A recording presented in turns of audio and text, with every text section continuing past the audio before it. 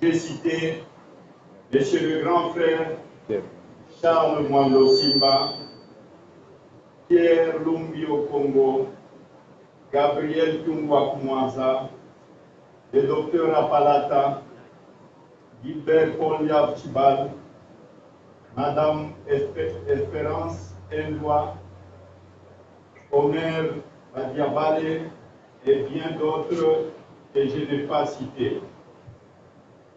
Que l'Éternel daigne accueillir dans son royaume tous nos frères et sœurs décédés dans les inondations à Kinshasa, ainsi à ceux qui ont perdu la vie suite aux agressions à l'est de notre pays, à Kwamout et partout ailleurs.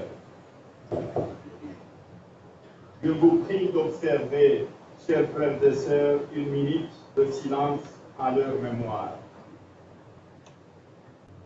Je pense également à tous nos compatriotes qui vivent dans l'errance et qui doivent affronter les dures réalités de déplacements massifs et forcés, ainsi que le camp de déplacés.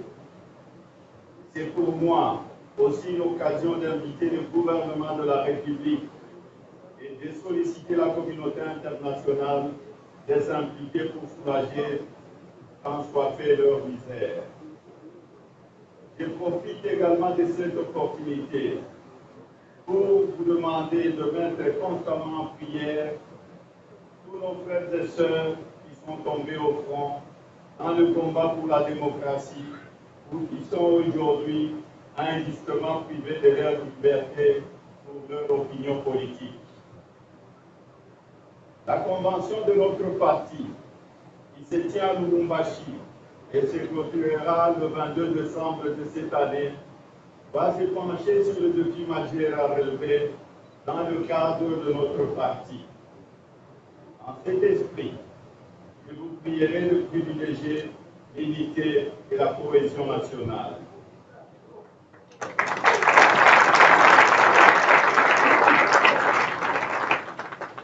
Des efforts doivent être conjugués pour lutter contre les antivaleurs, privilégier la bonne gouvernance. Ainsi, nous pourrions arriver à bouter l'ennemi dehors et à mettre fin à la guerre d'agression dont notre pays est victime.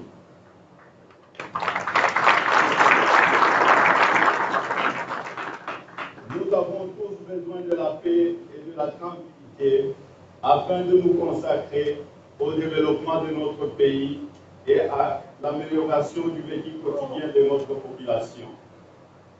Distingués invités, chers frères et sœurs, avant de laisser le soin au secrétaire général de nous entretenir sur l'agenda de nos travaux, conformément à nos statuts, je voudrais néanmoins, suite à mon interview sur RFI et France 24, vous faire part de mon intention de me présenter comme candidat à la présidence.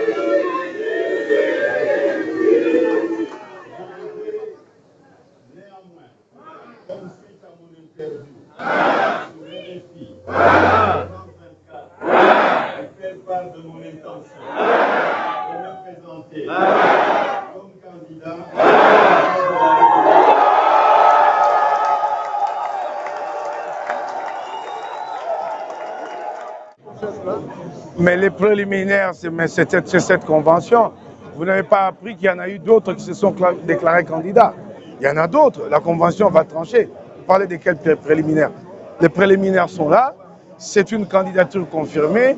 Je suis étonné que certains en soient surpris. C'est une candidature qui allait de soi. Elle est naturelle pour le parti Ensemble pour la République. Elle est naturelle en raison de l'envergure de l'individu lui-même, Moïse Katumbi, qui porte les espoirs de plusieurs millions. Vous vous rendrez compte combien il est combattu parce que ses adversaires savent qu'en lui coulent les aspirations, se cristallisent les aspirations du plus grand nombre de Congolais. Mais je suis d'accord, c'est pourquoi j'ai dit qu'il y en a d'autres qui l'ont fait d'ailleurs bien avant le président Moïse Katumbi. Et donc la convention tranchera.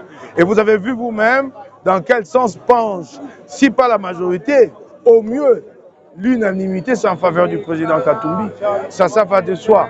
Et je suis sûr que ce sera par acclamation, on n'aura pas besoin d'un vote. Ce sera par acclamation, on n'aura pas besoin. Quand je vois la température qu'il y a là-dedans, ça sera par acclamation. Alors, il va entrer et puis on fait un standing ovation et c'est fini. Attendez cette annonce, raison pour laquelle vous me voyez ici en tant que membre de l'ensemble, en tant que député, c'est pour que nous venions avaliser ce qu'il a eu à donner comme annonce.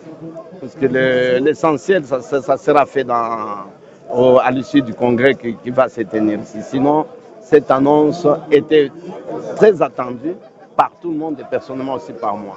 D'autant plus qu'il n'y a rien qui va lui empêcher de postuler.